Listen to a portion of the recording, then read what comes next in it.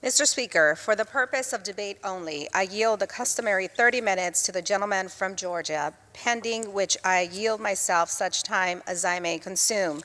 During consideration of this resolution, all time yielded is for the purposes of debate only.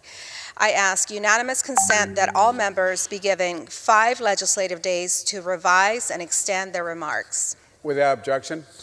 Mr. Speaker, on Monday, the Rules Committee met and reported a rule, House Resolution 144, providing for consideration of H.J. Res. 46, relating to a national emergency declared by the President on February 15, 2019. The rule provides for consideration of the legislation under a closed rule. The rule provides 1 hour of debate equally divided and controlled by the chair and ranking member of the Committee on Transportation and Infrastructure. Additionally, the rule provides that the provisions of Section 202 of the National Emergencies Act shall not apply during the remainder of the 116th Congress to a joint resolution terminating the national emergency declared by the President on February 15, 2019. This provision was included to avoid privileged legislative action on redundant resolutions.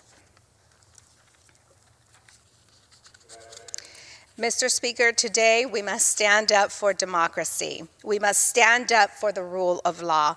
And most importantly, we must stand up for the United States Constitution, the Constitution that we took an oath to defend when we were sworn into office. Mr. Speaker, the Constitution we swore to defend granted Congress the power of the purse. That means Congress decides how we spend the American people's hard-earned money. And Congress spoke when we passed and President Trump signed a spending bill that granted him $1.4 billion for fencing along the border. And now President Trump is acting like a dictator by ignoring Congress and declaring a national emergency. As a result, billions of taxpayer dollars would be taken from high-priority military construction projects that ensure our troops have the essential training, readiness, and quality of life necessary to keep the American people safe. Mr. Speaker, as a former member of the Foreign Affairs Committee, I visited countries where the rule of law takes a backseat to the whims of their presidents. Just look at Venezuela, where Nicolas Maduro has removed every single obstacle to his power. When he objected to the rulings of the judges, he ended their terms early and replaced them with his political allies. When the democratically elected Congress didn't agree with him, he created a new Congress filled with his supporters. Last year, he even banned prominent opposition leaders from running in the presidential election. He has demonized the press and even took CNN and Espanol off the air.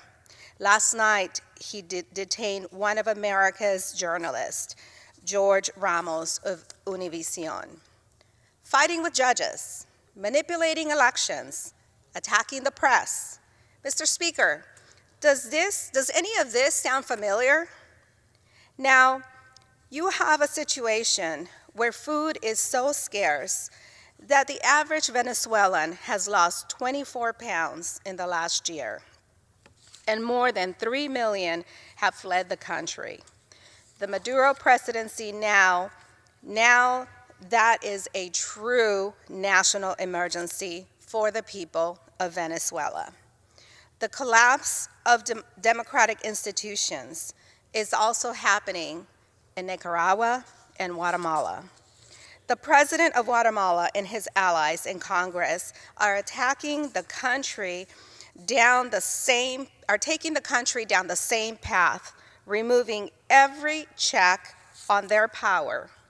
They have expelled the international prosecutors who dared to investigate them.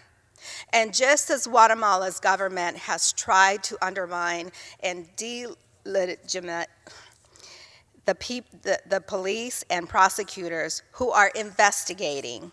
President Trump has called Robert Mueller's investigation a witch hunt and denigrated the brave men and women of the FBI. Mr. Speaker, we cannot allow this president or any president, Republican or Democrat, to take us down the same path as Venezuela, Guatemala, and Nicaragua, all to build a wasteful and ineffective wall along our southern border. These women and children coming from Central America do not represent a national emergency. That's why 58 former national security officials, both Republicans and Democrats, issued a statement saying there's no factual basis for the president's emergency.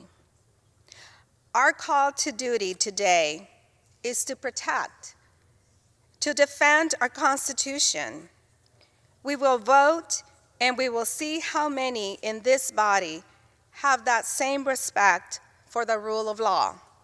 I urge our Republican colleagues to join us in this effort. It is not too late for my colleagues across the aisle to tell the president that this is wrong, that the Constitution that we swore an oath to uphold really matters. So we stand here today to stop this power grab of our own democracy. And yes, a yes vote will affirm our democracy.